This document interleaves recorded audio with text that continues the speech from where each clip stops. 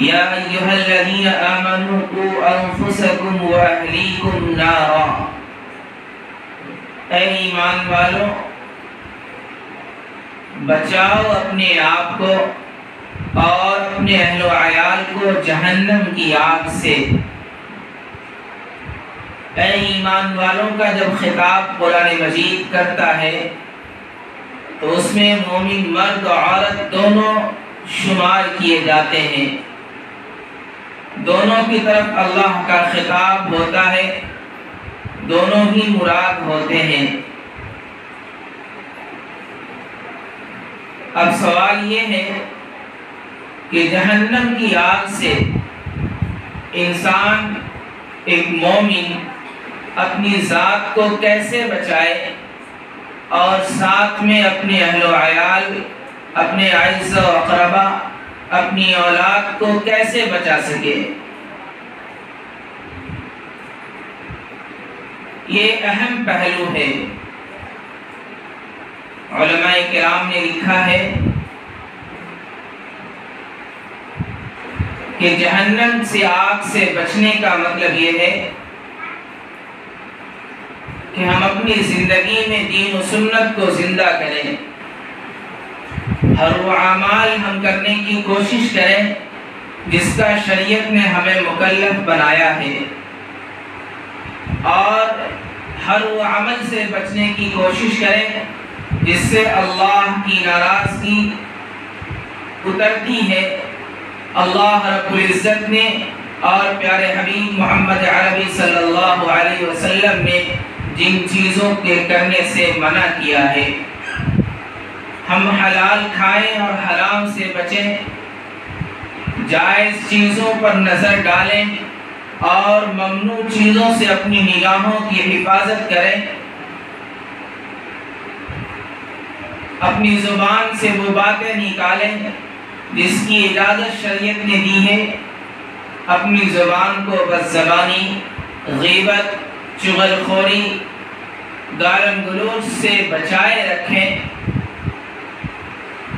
ہم لباس وہ پہنیں جو شریعت نے ہمیں بتایا ہے۔ اللہ کے نبی صلی اللہ علیہ وسلم نے جن لباسوں کی ہمیں اجازت دی ہے، ہم ان لباسوں کو اپنائیں اور ان لباسوں سے اپنی حفاظت کریں جس سے ہم برہنہ نظر آئیں، جس سے ہمارا جسم دوسروں کو نظر آئے، اور جن لباسوں سے شریعت نے اور پیارے حبیب صلی اللہ علیہ وسلم نے ہمیں رکنے کے لیے کہا ہے۔ ہم نماز اس انداز سے پڑھیں جس انداز سے اللہ کے نبی صلی اللہ علیہ وسلم نے پڑھنے کی تعلیم دی ہے۔ ہم روزہ اس طرح رکھیں جس طرح رکھنے کا حکم ہے، ہم زکوٰۃ ایسے ہی دیں جس طرح ادا کرنے کا حکم ہے۔ اللہ نے ہمیں صلاحیت دی ہے تو فوراً حج کریں، اس میں تاخیر نہ کی جائے۔ یہ وہ چیزیں ہیں جو عمل کرنے کی ہے۔ اب سوال یہ ہے کہ ہمیں کیسے معلوم ہوگا کہ نماز کیسے پڑھی جائے، اس کے فرائض و واجبات کیا ہیں، نماز کے سنن کیا ہیں،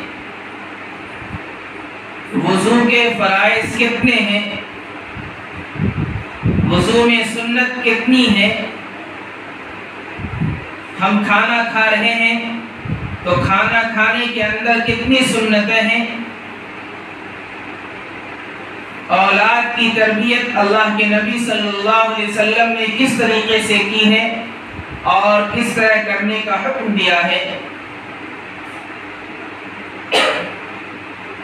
یہ وہ ساری چیزیں ہیں کل ملا کر کہ شریعت پر ہم اور آپ کیسے عمل کریں گے۔ اس کا ایک آسان سا جواب ہے کہ ہم اسے سیکھ لیں، ہم شریعت کو جان لیں کہ نماز کیسے پڑھی جاتی ہے، اس کے فرائض کتنے ہیں، اس کے واجبات کتنے ہیں، اس کی سنت کتنی ہے، روزہ رکھنے کی کیا عمر ہے، اور اس کے شرائط کیا ہیں، اس کے فرائض کیا ہیں۔ ایسے ہی دن و رات میں ہم جتنے اعمال کرتے ہیں اس کا شریعت میں کیا طریقہ بتایا گیا ہے، اسے سیکھنا پڑے گا، اسے جاننا پڑے گا۔ جب ہم نماز کو سیکھ کر پڑھیں گے، جب ہم وضو سیکھ کر کریں گے، جب ہم روزے کے مسائل کو جان کر روزہ کے حقوق ادا کرنے کی کوشش کریں گے، جب ہم ایک اچھی ماں کیسے بن سکتے ہیں، شریعت نے اس کا کیا طریقہ بتایا ہے، اس کو جانیں گے۔ حضرت عائشہ صدیقہ رضی اللہ عنہا، حضرت خدیجہ الکبریٰ رضی اللہ عنہا، اور ایسے ہی اللہ کے نبی صلی اللہ علیہ وسلم کی ازواج مطہرات ایک اچھی بیوی کیسے بنی، انہوں نے اللہ کے نبی صلی اللہ علیہ وسلم کے ساتھ کس طریقے سے اخلاقی زندگی گزاری ہے، وہ کیا طریقہ تھا۔ جب ہم اسے سیکھیں گے تو ایک بہترین بیوی بن سکیں گے۔ ہم ایک بہترین بہن کیسے بن سکیں، یہ بھی ہمیں شریعت میں سیکھنا اور سمجھنا اور پڑھنا پڑے گا۔ ایک بہترین بہو کیسے بن سکے، ایک سمجھدار اور فرما بردار کیسے بن سکے، یہ بھی شریعت کی مزاج کو پڑھنا پڑے گا، وہاں سیکھنا پڑے گا۔ ان سب کا تعلق سیکھنے سے